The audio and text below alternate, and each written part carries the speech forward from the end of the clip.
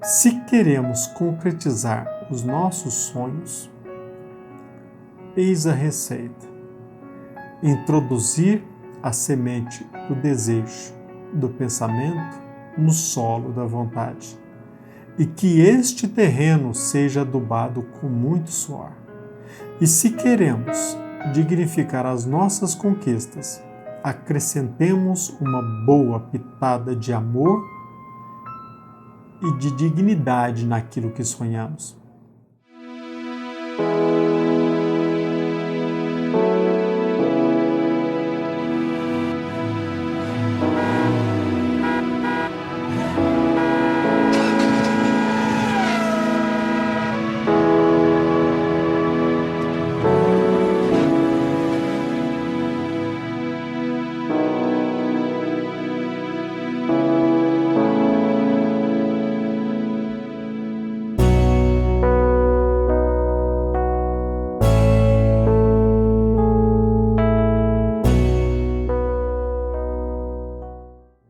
Lição do livro Sinal Verde. Desejos. Desejo é a realização antecipada. Querendo, mentalizamos. Mentalizando, agimos. Agindo, atraímos. E atraindo, realizamos. Como você pensa, você crê. E como você crê, será. Cada um tem hoje o que desejou ontem e terá amanhã o que deseja hoje. Campo de desejo no terreno do espírito é semelhante ao campo de cultura na gleba do mundo, na qual cada lavrador é livre na sementeira e responsável na colheita. O tempo que o malfeitor gastou para agir em oposição à lei é igual ao tempo que o santo despendeu para trabalhar, sublimando a vida. Todo desejo, na essência, é uma entidade tomando a forma correspondente. A vida é sempre o resultado de nossa própria escolha. O pensamento é vivo, e depois de agir sobre o objetivo a que se endereça, reage sobre a criatura que o emitiu, tanto em relação ao bem quanto ao mal. A sentença de Jesus, procura e acharás, equivale a dizer, encontrarás o que desejas. E meus irmãos, meus amigos, que a paz de Jesus Cristo se encontre conosco, que a mensagem de nosso Mestre, do Mestre dos Mestres, encontre guarida em nosso coração, que as bênçãos do nosso Pai, do nosso Criador, que essas bênçãos possam nos alcançar onde quer que nos encontremos. O nosso objetivo hoje é fazer um comentário breve a respeito da lição 24ª do livro Sinal Verde, intitulada Desejos. Quem participa, quem assiste os vídeos deste canal, pode perceber que nós temos como objetivo primordial reviver a mensagem de Jesus Cristo.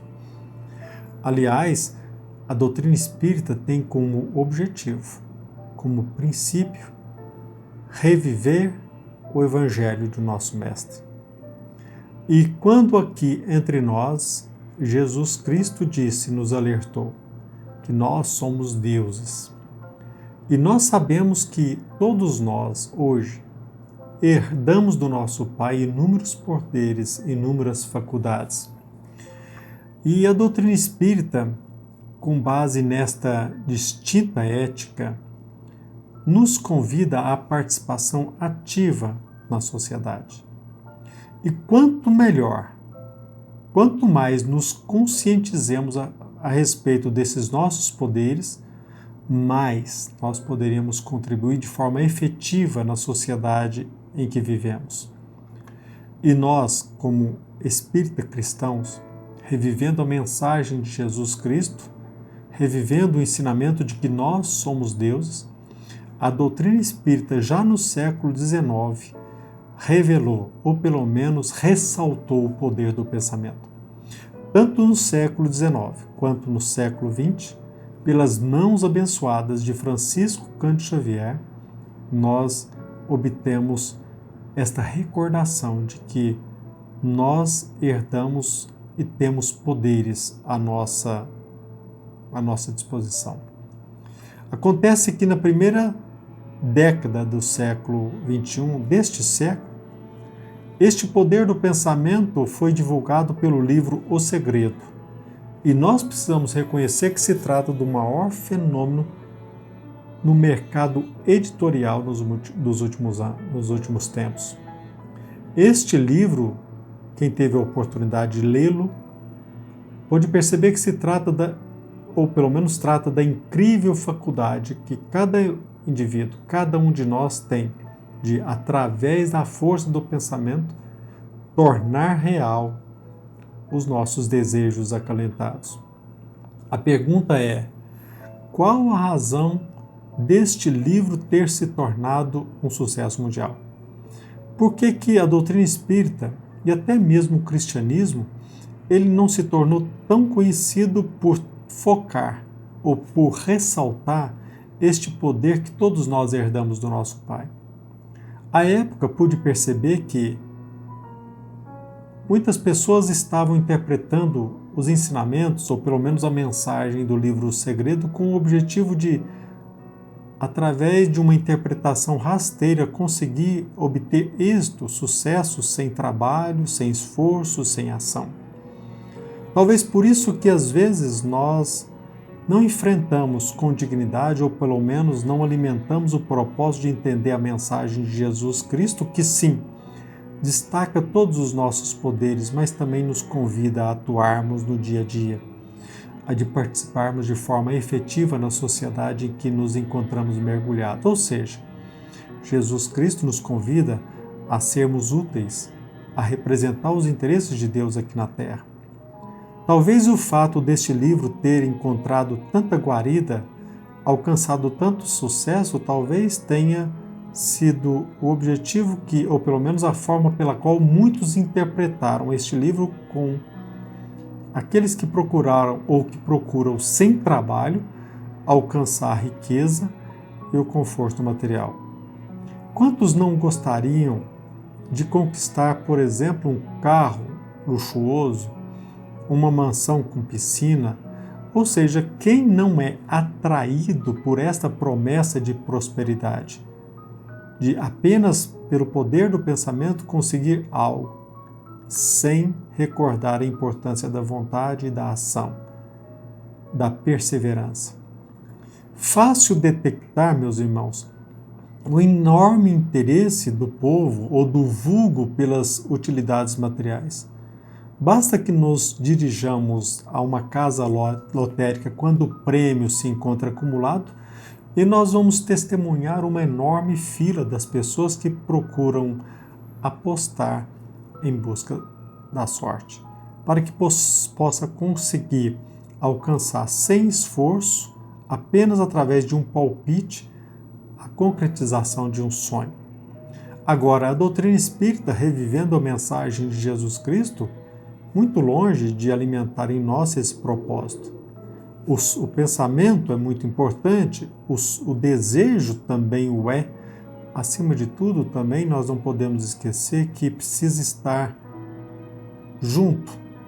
Poder do pensamento, do desejo com a ação e com a vontade.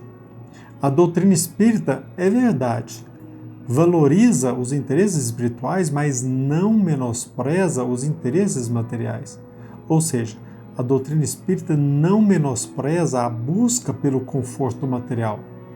E a doutrina espírita vem há mais de um século nos conscientizando acerca da importância do pensamento, verdadeiro poder acessível a toda e qualquer pessoa, a todo e qualquer ser humano.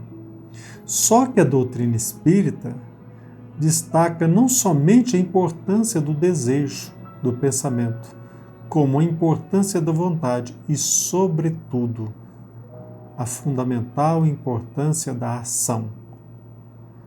André Luiz deixa bem claro no início dessa mensagem: desejo é realização antecipada.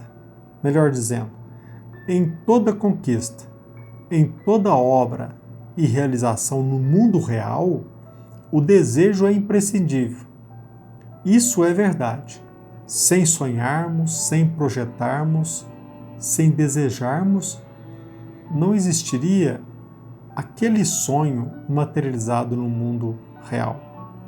Antes de se concretizar algo, o desejo é condição indispensável, sem o qual o resultado não é possível.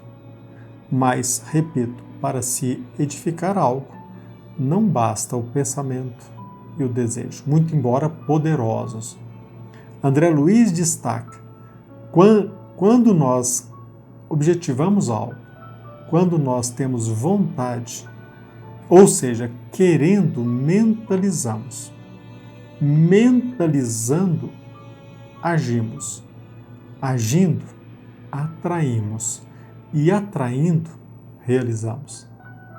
Sim, temos de sonhar para realizar algo, mas precisamos querer e precisamos agir. Se não fossem os sonhos, é verdade, nenhum trabalho seria concretizado. Como defendia o filósofo Epiteto, as sementes de um grande homem precisam de uma imagem para germinar e florescer. Ou seja, é preciso ter uma imagem do que se quer, tornando factível a busca pela conquista. Desejos, projetos, imagens, repito, não basta. Quando André Luiz destaca na mensagem de Jesus Cristo, a diretriz procura e acharás, está a nos dizer que imprescindível a procura, a iniciativa. Além do desejo, também é imprescindível acrescentar à receita do sucesso ou da concretização do sonho outros ingredientes, como a vontade e a ação. Só que, vale repetir, o desejo deve ser claro e lúcido. Como conseguiremos algo que não sabemos precisar? O pensamento, meus irmãos, o desejo, para chegar a ser concretizado, deve estar sustentado pela imaginação e, acima de tudo, pela vontade. A vontade é o dínamo. Pela vontade, colocamos em ação os nossos pensamentos, fomentados pelo desejo.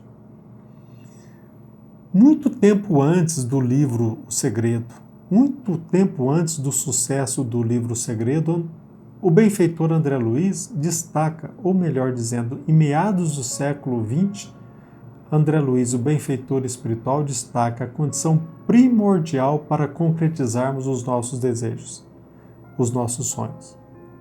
Querer, agir para atrair. Ou melhor dizendo, a ação deve suceder ao desejo. Para edificarmos algo no mundo material, é indispensável querer e agir para transformar um simples desejo em realidade. Pensamento sem ação, desejo sem iniciativa, podem apenas ser condutos para a obsessão, caminhos para a depressão. A vontade é pedra fundamental, o dínamo de nossos pensamentos, de nossos desejos. A vontade é forte, persuasiva, abre caminho e realiza. Quando se fala em sucesso, quando se fala em concretizar algo, imprescindível a vontade e a ação. Sozinho, o desejo é imprestável, a não ser para nos encaminhar, como disse, à depressão ou à obsessão. Para o nosso próprio bem, André Luiz nos adverte que os desejos sejam transcendentes, lícitos e éticos, porque senão, se desejarmos e lutarmos por algo ilícito, seremos vítimas também dessa nossa própria obra. As leis universais, meus irmãos, por quê? Porque as leis universais nos vinculam às nossas próprias ações. Somos livres para semear, mas obrigados a colher. Se queremos ser de fato felizes, precisamos sublimar a vida em busca do que seja lícito, ético e digno. Quando a vontade decide buscar o que não é lícito, quando menospreza o que é transcendente, o fruto de nossos desejos nos envenena. Para o nosso próprio bem, André Luiz nos recorda sobre a necessidade de dignificarmos os nossos desejos. O pensamento é vivo. Reage sobre a criatura que o emitiu, tanto em relação ao bem quanto ao mal. Por fim, vale destacar o seguinte: cada um de nós tem o poder de reger a mente e conceber ideais potencialmente reais. Aí reside a diferença entre imaginação e fantasia. Ao confrontarmos os interesses universais, seremos vítimas da ilusão. Se queremos concretizar os nossos sonhos, eis a receita: introduzir a semente do desejo, do pensamento, no solo da vontade, e que este terreno seja adubado com muito suor. E se queremos dignificar as nossas conquistas, acrescentemos uma boa pitada de amor e de dignidade naquilo que sonhamos. Se buscamos a realização de nosso sonho sem vontade, sem ação, cairemos sem sombra de dúvida no buraco negro da ilusão e seremos vítimas de nós mesmos, da obsessão ou da depressão. E para finalizar agora mesmo de forma definitiva, precisamos recordar a frase de Aristóteles, o filósofo grego: o homem realmente livre é aquele que é senhor da sua vontade e escravo de sua consciência. Que Jesus nos abençoe, nos proteja hoje e sempre, e que você descubra em você o poder que todos nós herdamos do nosso Pai. O poder do pensamento, o poder do desejo, mas tomemos a iniciativa ou assumamos a rédea de nossas vidas. E Jesus nos abençoe.